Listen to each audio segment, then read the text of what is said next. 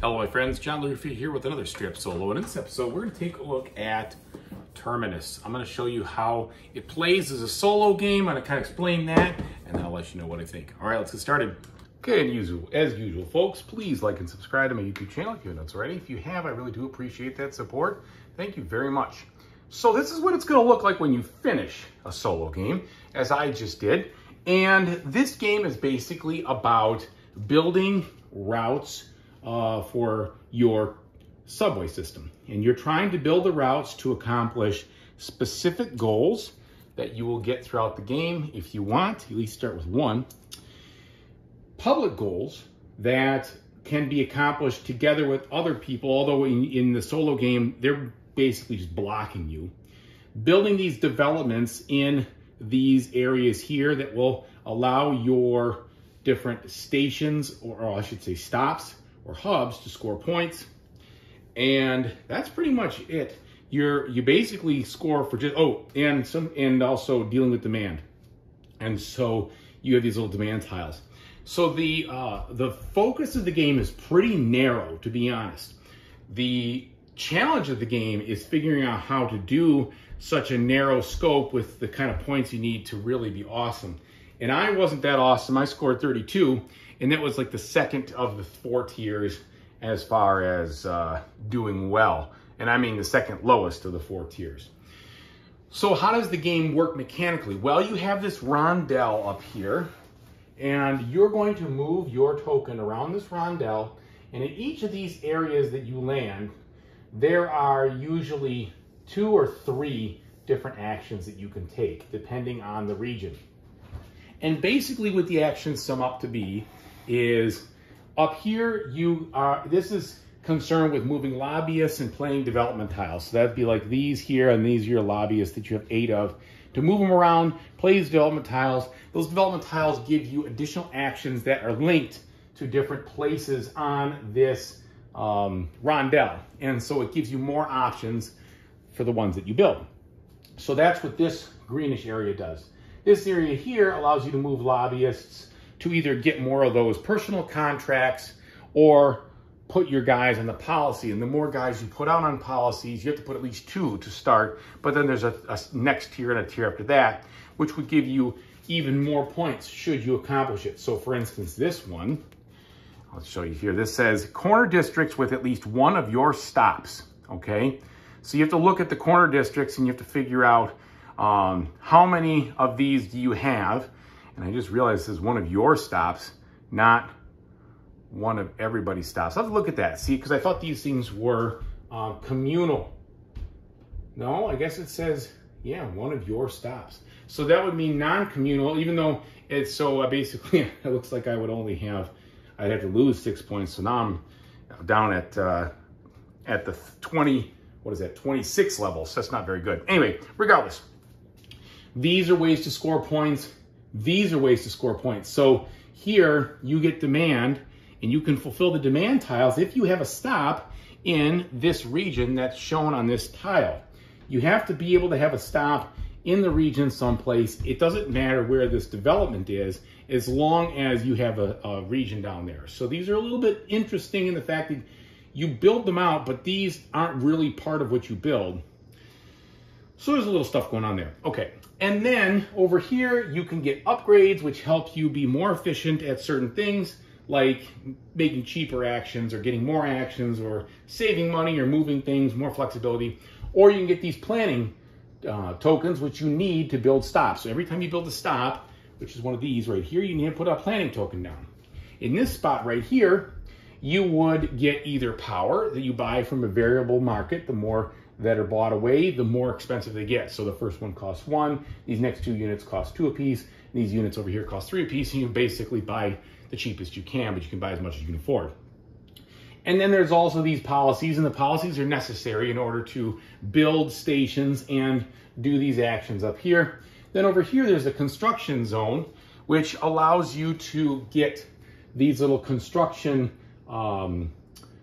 tokens for free, but you have to take them in groups. So it's however many of each row there's left. So you don't always get all 4, because sometimes the AI will take some away and different things like that.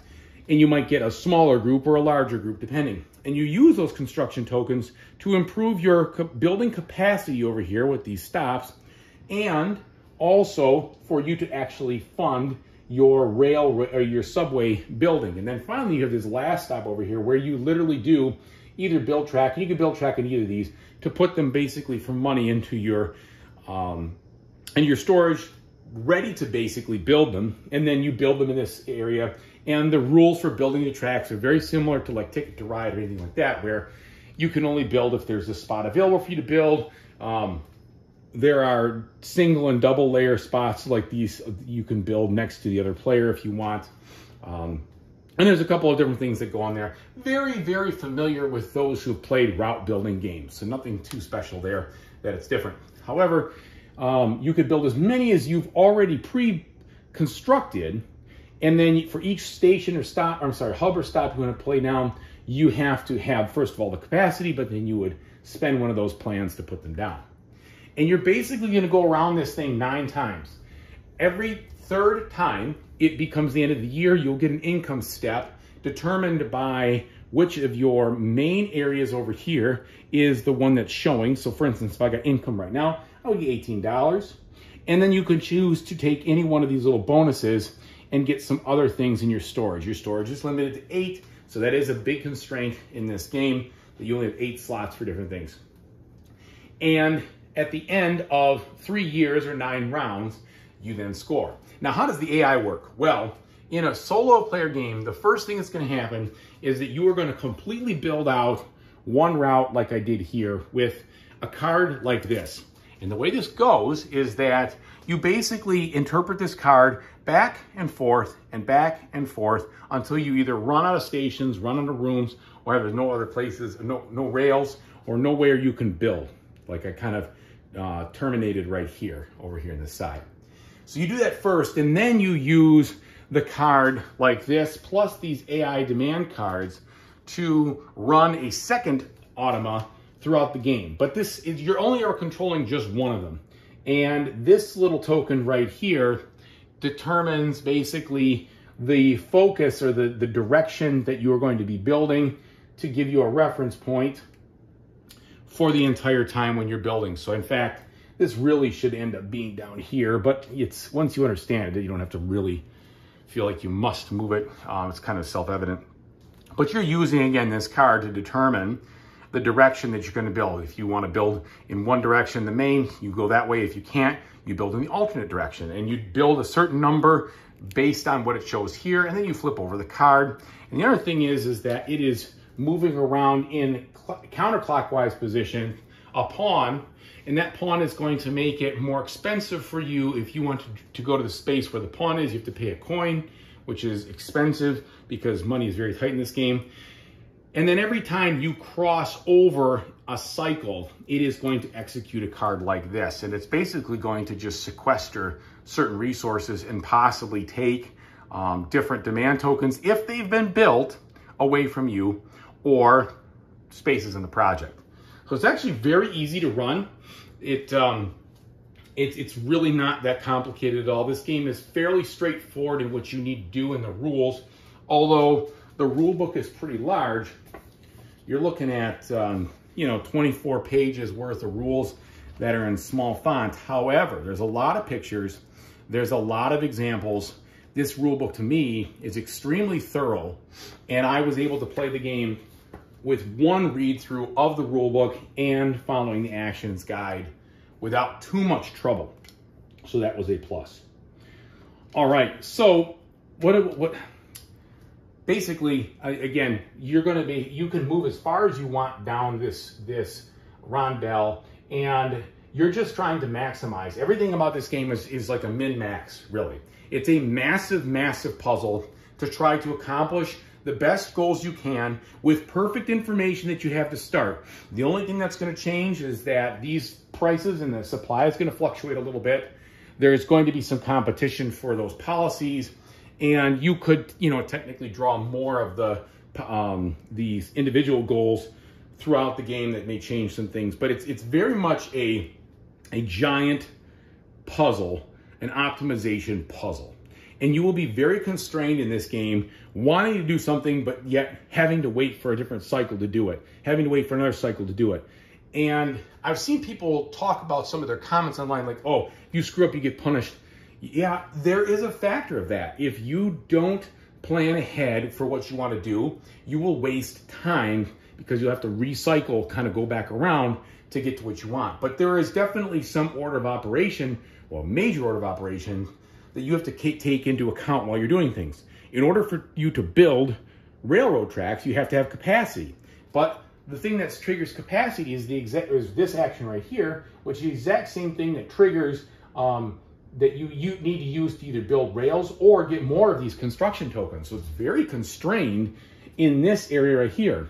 It's also pretty constrained by money. It's pretty constrained by the 8 different things you can, or the 8 things and only 8 things you can have slotted into your warehouse. So there's a lot of tightness in this game, rewarding careful planning. And that is the kind of game it is. Now, let me tell you what I think about it. So I watched several different videos and a lot of commentary on this game because the reviews were mixed. And I think there's a good reason that the reviews were mixed, because I think there's people who are going to either love this game or be mediocre to this game. This game in itself is a good game. There is nothing quote unquote bad about it. But it is not going to be for everybody. I'll put it that way. I like this style of game, but I absolutely can recognize that some people would not. It is a giant optimization puzzle. There's no doubt about it. There is a lot of variability in what you can do to score. Even though I said the scope was narrow, which it is, the development buildings add a ton of different thoughts to how do I want to focus, what do I want to do, how do I want to play them, where do I want to play them. The upgrades do similar things that you can get because you can't get all of them. So you can try different things and see different things. There's a ton of different scoring cards and goals, etc., etc., etc. So all of it provides a very large variety to the puzzle, but the puzzle stays within its constraints. This is not a point salad at all. This is like a very, very limited amount of points you can score for things. I mean, you're only scoring for your stations, your hubs, and the contracts you fulfill. And that's really it. I mean, it's not, there's not like, oh, I get, every time I build a station, I get this. Every time I do that. No, it has to do with the stations next to developments that only score. And if you can make them into a hub and they score a little more. If you put it next to multiple stations, they score a little more. But it is not just a game where everything you do, you're going to score points. You could easily play a very sloppy puzzle and score very poorly, or you could play a very tight, very optimized puzzle and score very well. And I did not find it to be overly, impossible to get through for my first experience, but I would say that I think some people are going to find that they're trying to be so optimized in everything, this might melt their brains, because they might say, well, I got to have enough this, I have to have this, and oh shoot, I don't have enough storage for all this stuff. So there's going to be some of that consternation until you get the hang of how much can you plan for versus how much do you execute, and that's a big part of it too, is the balancing of you basically build up for your execution sections, then you build back up and then you execute, and you have to do that in a specific dance. And depending on where the AI is, they can really bring a little bit more of a squeeze to the economy, taking things away, making it harder to afford different things, being out of space, now I gotta pay a coin. There's a lot of stuff like that. It's a very, very tight game. And I would say, of course, I've seen reviews where people say this game punishes mistakes. Yeah, I definitely think it would. It is not a game where if you make multiple mistakes, you're gonna score well. I think you could easily be beaten, or I should say, because you're always playing, when I'm talking about solo, you could easily play a couple of games and not do well, and all of a sudden the light bulb goes off and you kind of figure out, oh, I need to do this thing, and all of a sudden, your scores will go up a notch, and then your scores could go up a notch further if you really figure out how to make a better run at the whole thing. So I like it. I like this kind of game, but I don't think it's for everybody. So what you have to consider is, do you like big puzzles? Do you like very, very tight, constrained storage and resource amounts and what you can hold? Do you like Rondel? The Rondel, It's interesting, but it's not super interesting. It's not like it's got variable spots. I've played much better rondel systems before that are way more fun. This game doesn't have that. This game is just a fun, interesting, complex puzzle. The rondel is a mechanic. It's a means to an end. It is not a celebration of rondels by any means, right? So that's my thought on that regard. I would say if you like rondel games, it does not mean you're going to like this game. This game is its own thing. It's very much a planning, strategy, optimization puzzle. Very easy to play solo. Once you try it once, you're like, I got it. I don't need to worry about learning that again. It's pretty much simple. I trigger the action of the person every time, the solo guy, every time I land in a space, he builds. Every time I increase my capacity, he builds. And every time I go around the cycle, he pulls in resources. And that's what he does. It's really pretty simple there. Now, he does not score. It's a beat your own score game. So if you don't like that, you get the effects of an automa, but it is only beat your own score. However, I don't think that's a big deal at all, because this game is a beat your own score game in its own way. Regardless of what the automa does, I feel like this game would be, while there's some interaction between things with the market and etc., it's all about how you work out the puzzle. And so I think it's a good system for this, and I know that this game did not start out with a solo mode, so I actually really appreciate that they added one. Otherwise, I wouldn't be playing it, but it wouldn't be even an option for me, so I'm glad they put it in. Either way, if you like big solo puzzles that have all the mechanics we just talked about, you will like this. If you want something different or something that's going to be more rondel fun or more variable in the kind of actions you take, this is not going to be the game for you. So, thanks again for watching. I really appreciate it. And as I always say, whatever you do in the future, I really hope you have a fantastic time doing it. Take it easy, everybody.